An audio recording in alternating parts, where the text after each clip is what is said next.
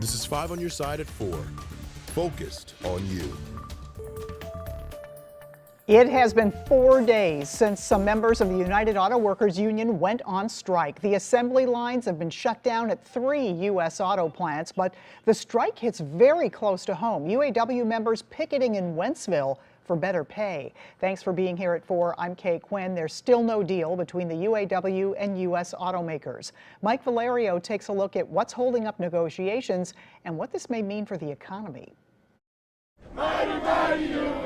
Weekend negotiations saw little progress between the United Auto Workers and the big three automakers. We still have a long way to go. While the strike remains targeted at one plant for each company, the union warns it could intensify efforts this week if its demands are not met.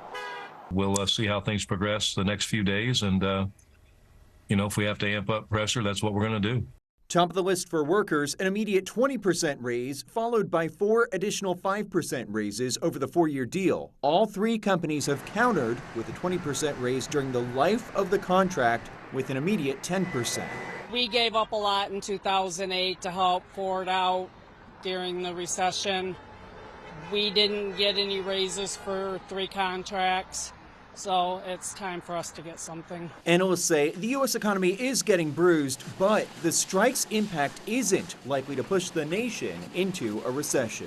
It would depend very much on how long the strike lasts and exactly who's affected by it. The spillover is already impacting non-striking workers, with both GM and Ford announcing temporary layoffs on Friday. Suppliers working with the big three could also face layoffs soon. Impacted states like Michigan will see a decrease in tax revenue, and buying a car could get more expensive. It's not that we're going to wreck the economy.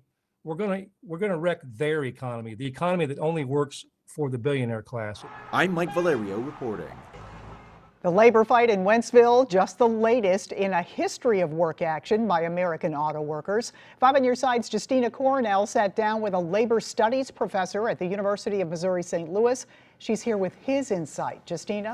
Yeah, okay, so Dr. Douglas Swanson said the stand-up strike is a nod to the 1930s movement called the sit-down strikes.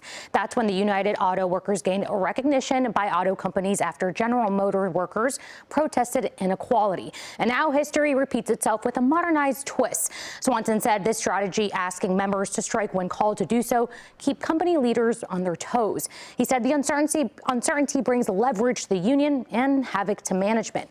Swanson explains Wentzville's GM strike was picked for its quality standards and being a profitable plant, and he believes UAW Local 2250 is a strong union core.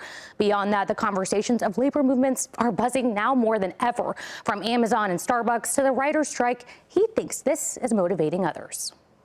I do think workers are seeing that they have more power than they had, and go back just 20 years when large companies, had wait lists of people wanting to come to work for them.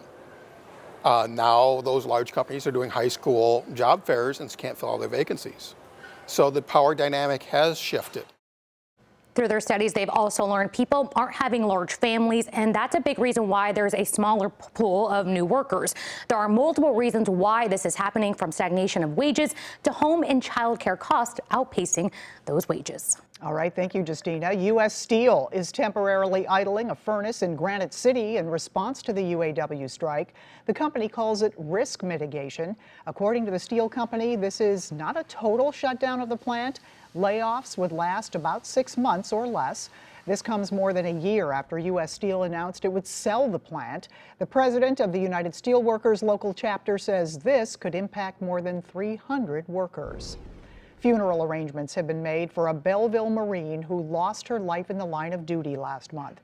Captain Eleanor LeBeau Cook was one of 3 U.S. service members killed in a training exercise in Australia. Services for the Metro East native are this weekend. Visitation from 3 to 7 p.m. Friday, September 22nd at George Renner & Sons Funeral Home in Belleville. Funeral services are scheduled for Saturday, September 23rd at 10:30 a.m. at St. Peter's Cathedral Catholic Church in Belleville. All right, it is still officially summer, and today's a reminder it's not quite sweater weather yet. Chief Meteorologist Scott Connell here with the Weather First forecast. A lot more summer-like than fall this week, Scott. Yeah, temperatures are going back above 80 degrees over the next couple of days, but you know what, that humidity, it is still pretty delightful across the bi-state region. And this past weekend, what a glorious weekend it turned out to be around the bi-state region.